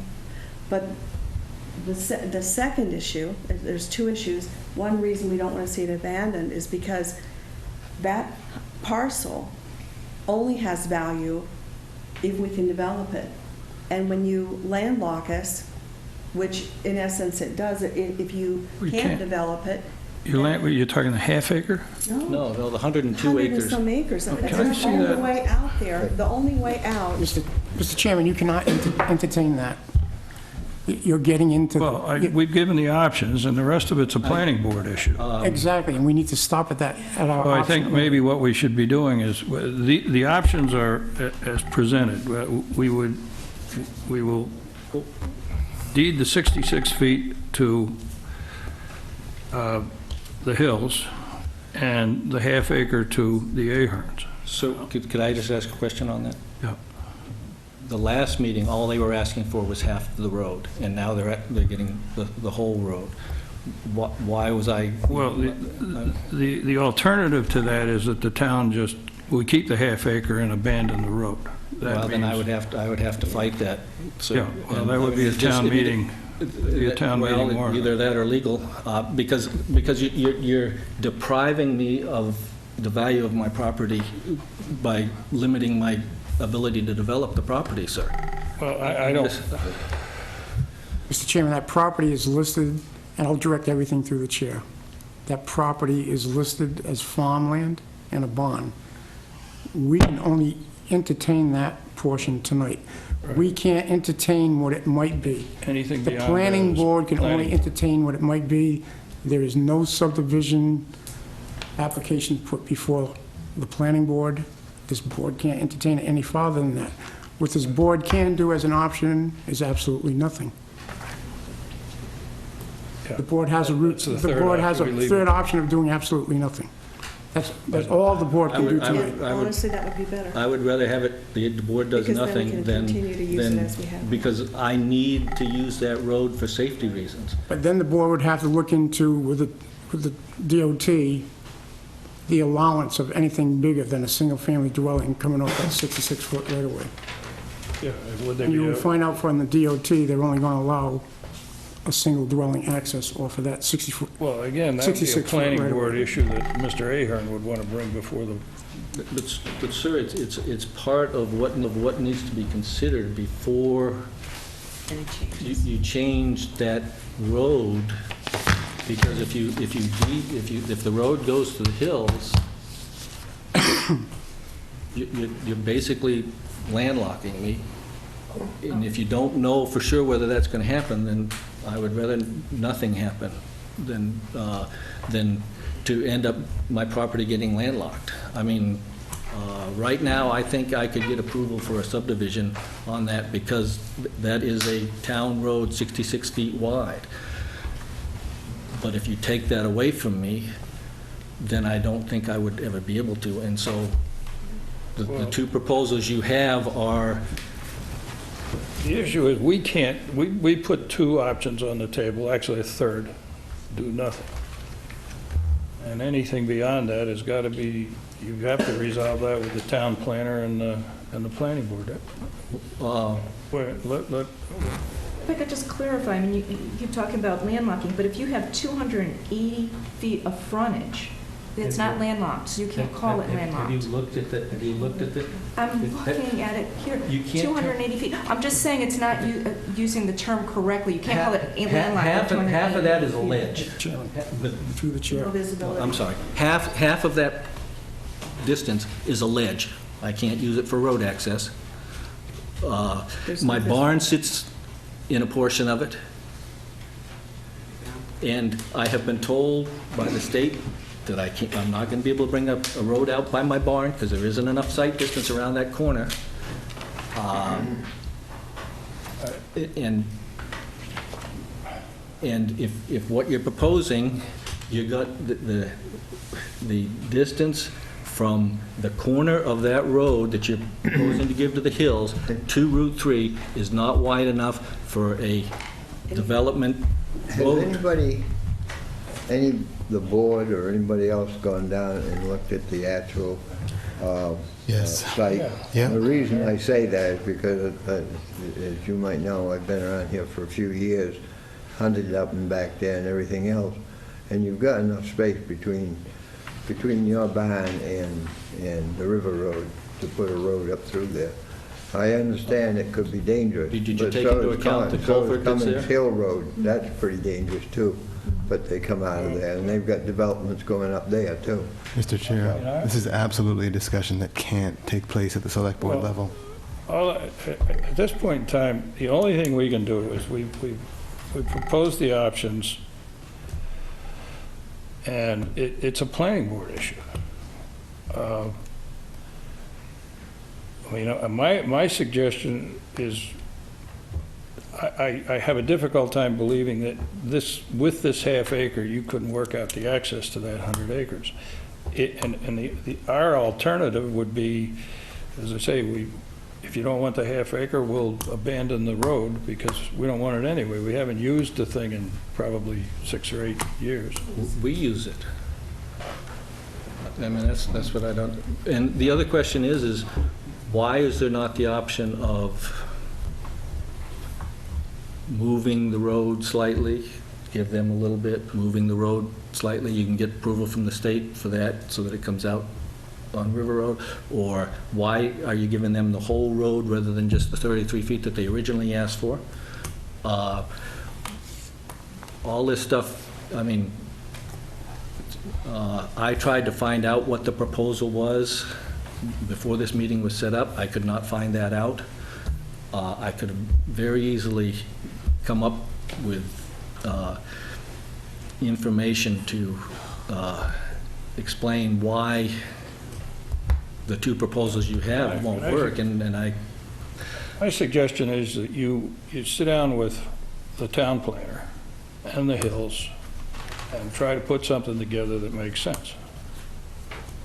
I think you and the Hills might be able to work something out that would be satisfactory to them, you, and the town. Now, beyond that, it's got to be the planning board that's going to make the decision. Right now, all we can do is look at it as a single-family lot. Your 100 acres. So, Okay, then my request to the board would be to leave it as it is, sir.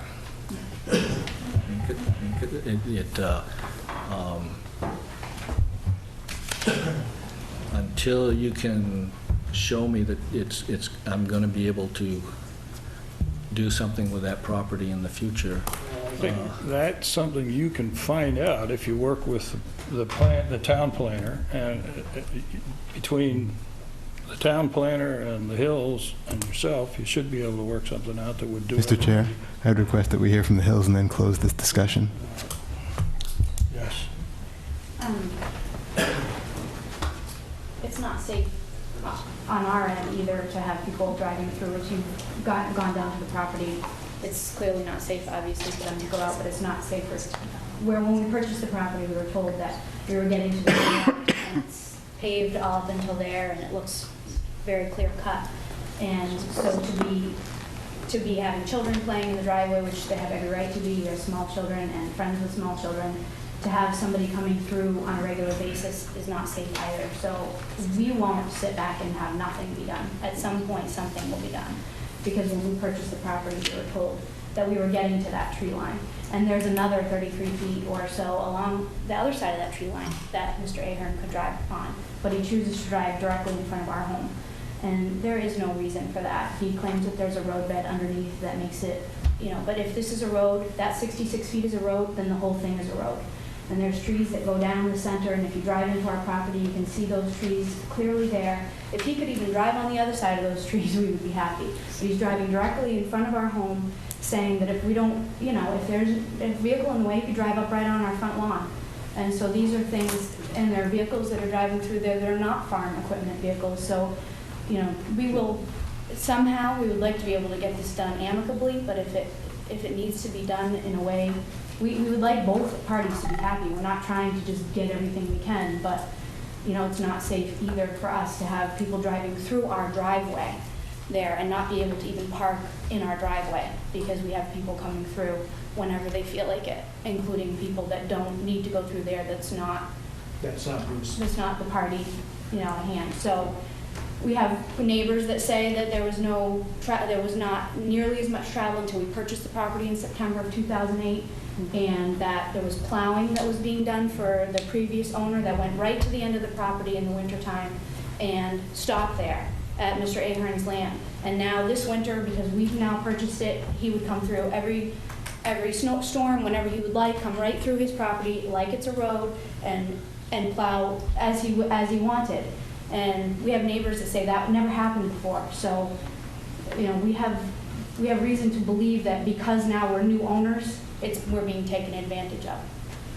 Well, as I say, I thank you for your comments, and I think from here on out, it's got to be something that has to be worked out between both parties and with the town planner. Mr. Chairman, in the interim, I need to remind everybody, now that we've looked into this, and it is a town road and a town right-of-way, that both parties have equal rights and use of that right-of-way. It's not just meant for one party. Yeah,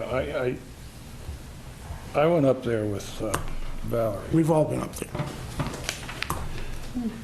I think this is something you're going to have to work out, and if you can't, we have options, and as I say, one of them is we just simply abandon the road, which I've been in those situations before, and there's a lot of good reasons to abandon a road that hasn't been used. 6 or 8 or... That's something that needs to go on the minutes. That road has been used, has always been used. One reason that we use the road bed as it is the equipment that we carry is heavy, and that the land that's on the other side of the trees is not, it is no road bed at all.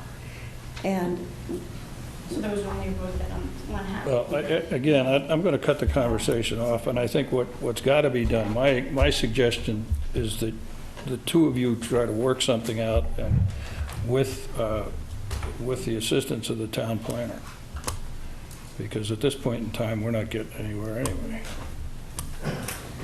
As being the abutter to the road, And if Mr. Ahern wanted to put a development in, wouldn't that have some say as whether he did it or not?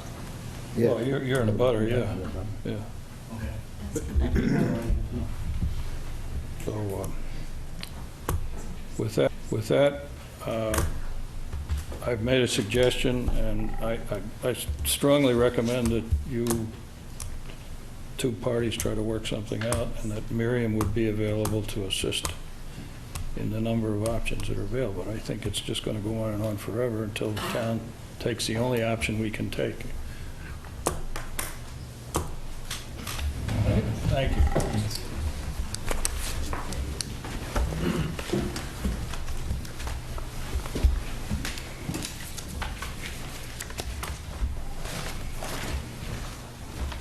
Mr. Freitas, would you like to talk about Time Warner, or would you?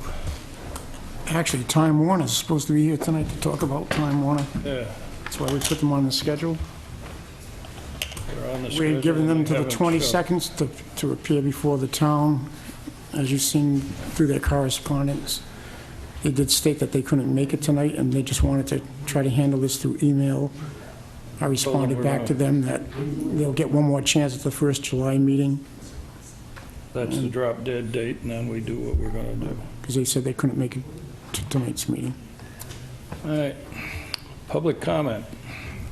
Anyone have public comment? Yes, sir. It's not so much a comment, but with permission, I'd like to give you guys a proposal regarding the skateboards park. Just for consideration. That's out of order. I think if you want to do that, you get on the agenda. Yeah, I'm aware of that. I don't think we want to. Next time. This is more of just a handout with some information if I could, or I can just save it for the Well, more I appropriate suggest time. you get on the agenda. Okay. And you can make a presentation at that time. Okay. Thank you. Mr. Keefe. Just wanted to say thank you to the select board members who came to welcome our new student orientation groups during the month of June. We appreciate your time, and they all went very well. Thank you. Thank you. Mr. Hook. Please the board if I came forward. No, do you? What do you have? You have a comment, or I'd like make to a address presentation? the issue of the Smith Street crosswalk, which was mentioned at the beginning of the meeting.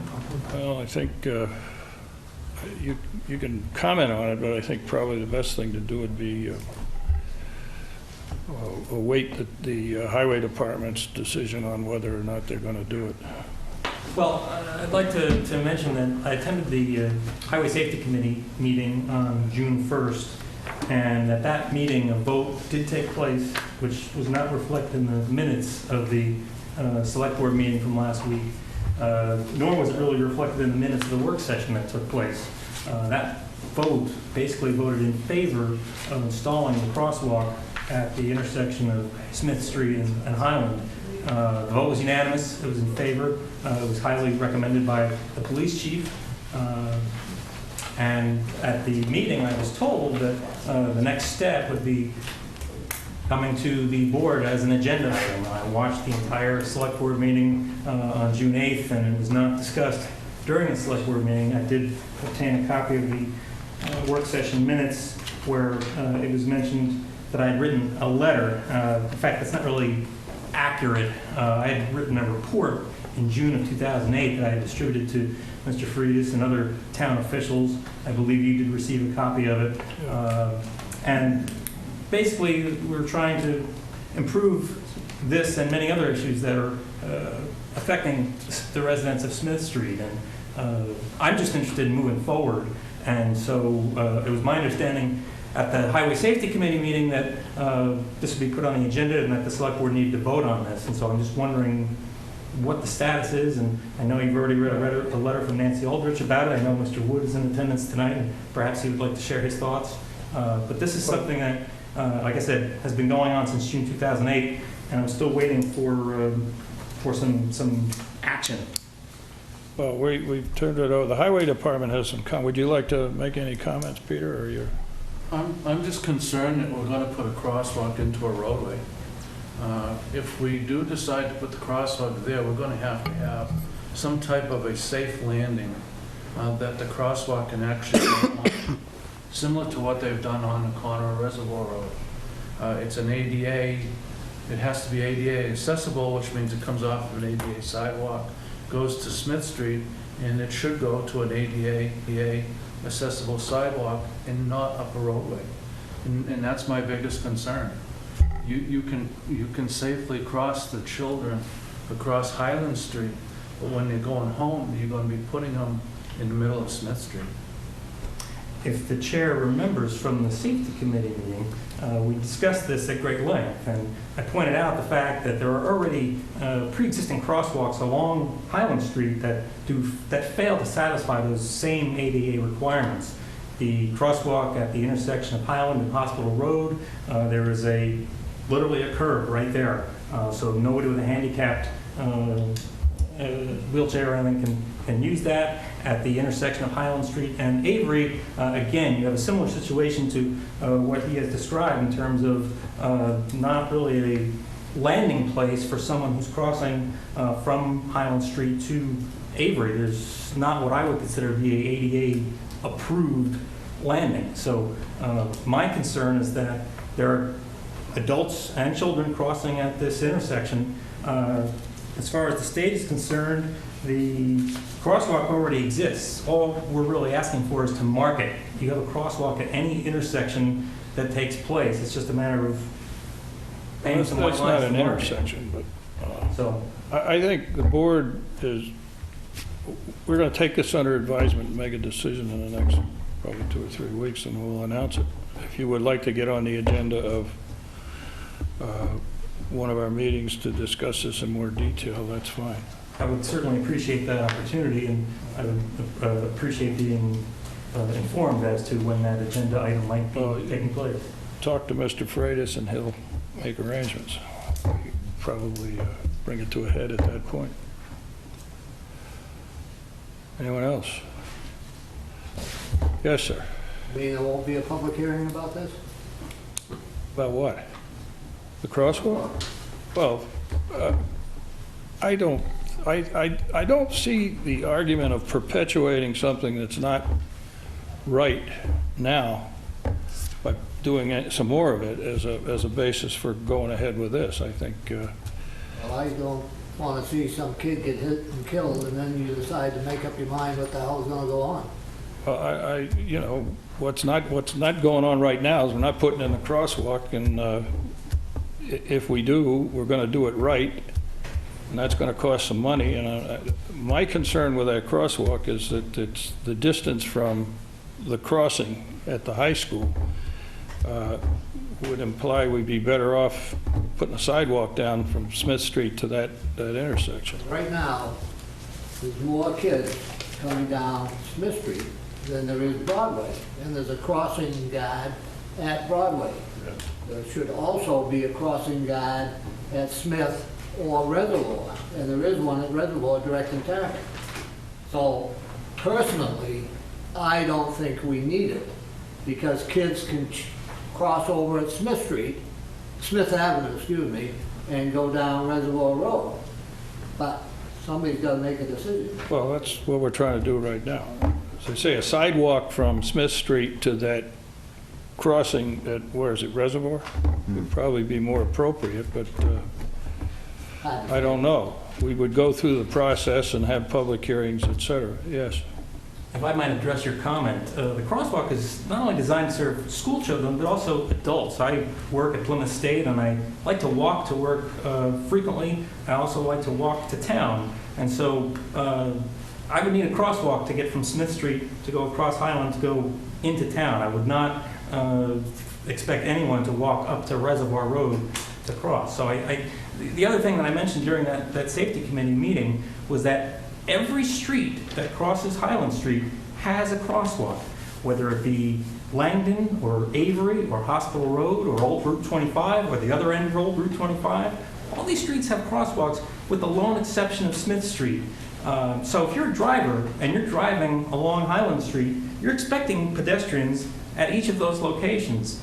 When you get to Smith Street, as the report that you already have in your hands identifies, there's a visibility problem, and you're not expecting pedestrians in that vicinity. A crosswalk, albeit, I totally support doing it the right way, and I think in time, with the eventual Phase 3 of the Highland Street reconstruction, we can do that. My point is that you already have non-compliant ADA crosswalks in place. We're really looking at the safety of the people who are crossing there, and for better or worse, the kids and the adults are crossing at Smith Street and Highland Street. So I'm just looking to satisfy that demand. And again, the safety committee already unanimously passed this. So, and the chair of the highway department voted for it at that meeting. I did not vote either way. No, I believe the record will show that it was a unanimous vote. I did not vote either way. Paul? Highway superintendent just clarified it. Twice we were told it was voted unanimously. Had several department heads say that it wasn't a unanimous vote. Yes, sir. Clarification. Down South Main Street, it's been established that the town of Plymouth will pave from where the state leaves off over to the, whatever it is, Curb. down to the curbs. Right now, there's a lot of potholes down through that whole area. Are they on the state roadway or are they on the town roadway? And they're right next to the curb. Well, I don't know. My observation is there are considerable potholes on both the state and the town, but it's going to be done in one fell swoop, so they'll all go away at the same time. Right now, you've got potholes where somebody can step in and break an ankle. Yeah, that's why You're gonna we're... leave them like that until July 13th? Yes, we are, Why? because that's when the state said they could do it. The first time around, the state said they would do it on the 3rd to the 6th or the 5th of June. And I can only surmise that because of all the questions that were brought up prior to that date, that they just moved it off until we got our stuff together. Yes, sir. Mr. Chairman, I'll have his highway superintendent look at any danger factors on Main Street that we feel deemed to be fixed before the 13th. Yeah. I didn't hear what you said. We'll have the highway department look at the potholes, and if any of them are really bad, we'll fill them in before the state comes through on the Thank you, that's a good 13th, idea. 15th. Mr. Chairman, Very good idea. Yes. Thank you. there are sidewalks on both sides of the street there. What? There are sidewalks on both sides of Main Street. Yeah. On South Main. Potholes are, he's talking about the parking area and the curbs into the different Right, parking for lots. safe passage, there are sidewalks in Bidwick on Yeah. both sides. Well, I don't know, I don't think the potholes are at a state on Main Street that'll take an axle out, but they're getting there. Now, the point of the matter is, Mr. Murphy means we shouldn't be walking on Main Street to begin with. Yeah, but, you know. But we'll fill any bad potholes that You're somebody saying can twist that's- an ankle in. Anything else? Non-public, do we have a non-public session? No, we don't. No non-public. Would you like to move to adjourn? I'd like to entertain the movement to adjourn. Second. It's been moved and seconded to adjourn at 8:57. Those in favor? I'm in favor of 7:57. 7:57. I apologize. I'm always 1 hour ahead. Those in favor? Aye. Opposed? One abstention. Darrell's in the John. All right.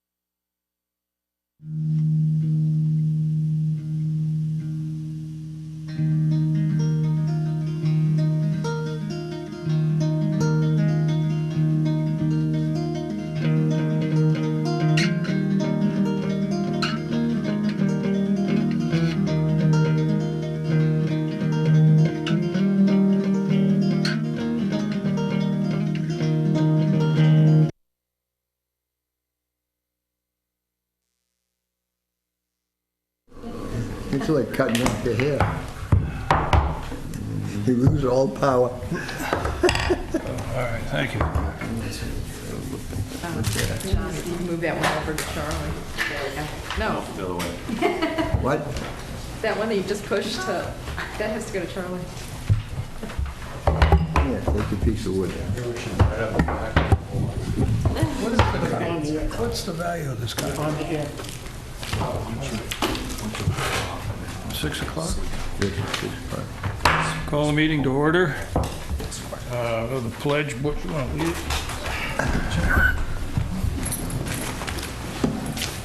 I pledge allegiance to the flag of the United States of America and to the republic for which it stands, one nation, under God, indivisible, with liberty and justice for all.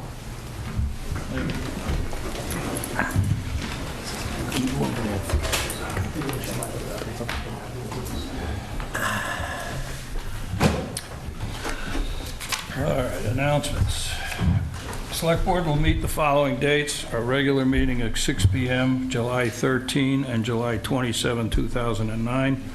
Work sessions prior to the regular meeting will start at 5 p.m. All the above meetings will be held in Town Hall unless otherwise posted.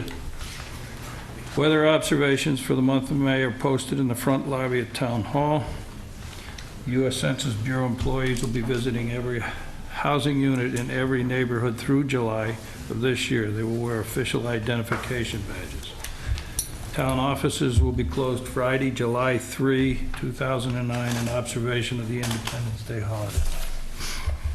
Now we want to I want to approve the minutes of the June 8th and June 15th work sessions.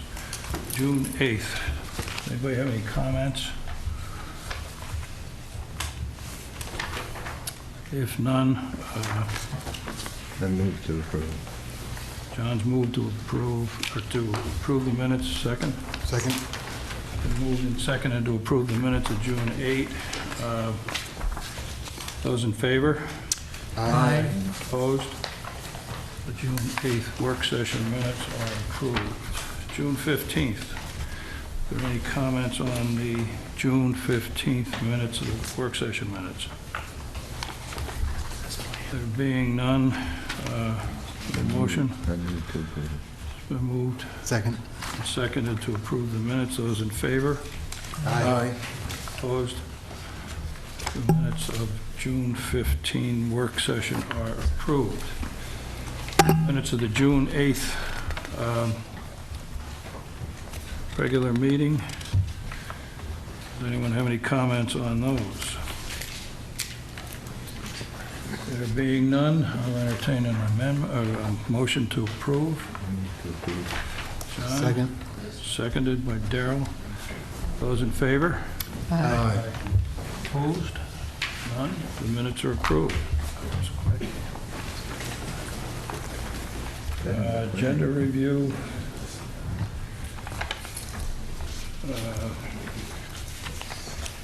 I don't have anything to add.